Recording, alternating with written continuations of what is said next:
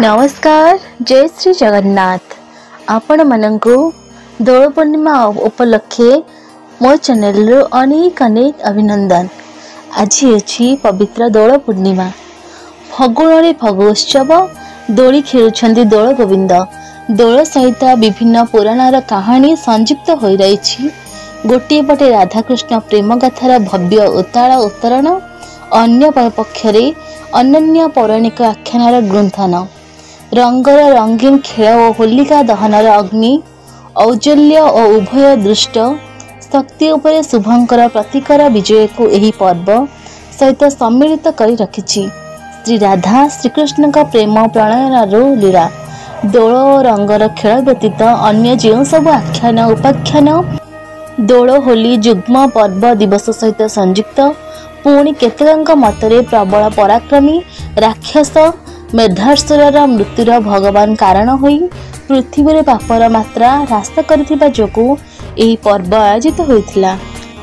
प्रहलादर पुत्र बौरचन ता पुत्र बळी एही दिन पातालगामिनी हेला। 3 पाद भूमि देई सेथिपाई पर घरे घरे पूरे पूरे लोक माने अबीर देई पूजा करती, अर्थात बळी पाताल को गला।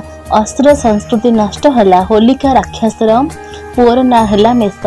मेषर उपद्रव को नाश करबा पाई भगवान ता देह सारा अबीर बोली देथिले। शरीर रे फगुर लेपन कले।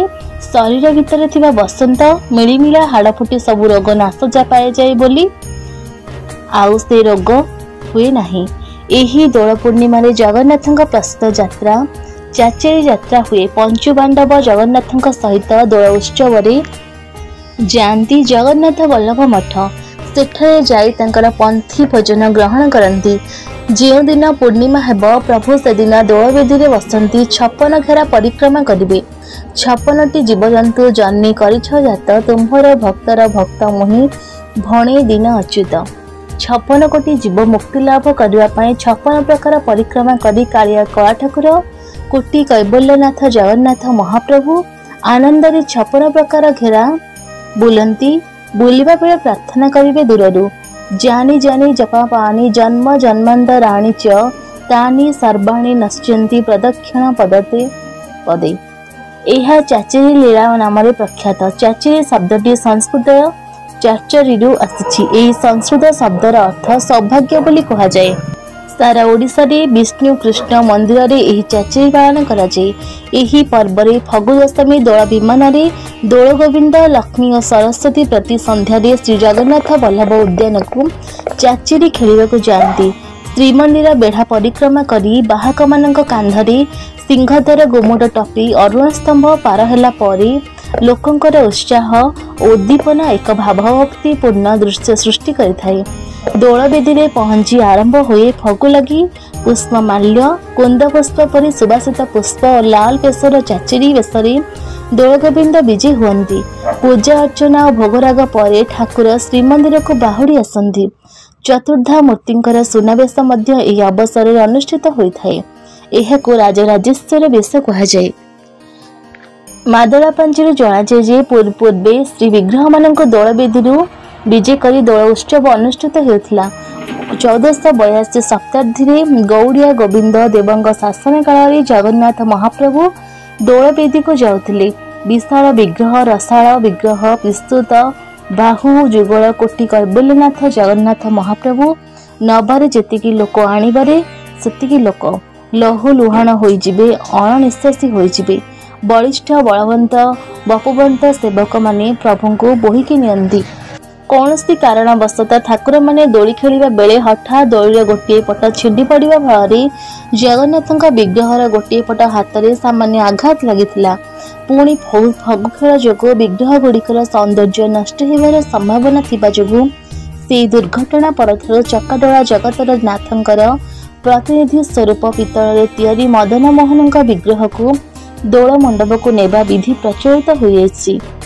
सेही परठारु दोल मंडपर स्नान और मध्य परिवर्तन कला जाई मंदिर बेढ़ा को लगी उत्तर पूर्व कोण दोल मंडप निर्माण करा जाइछि।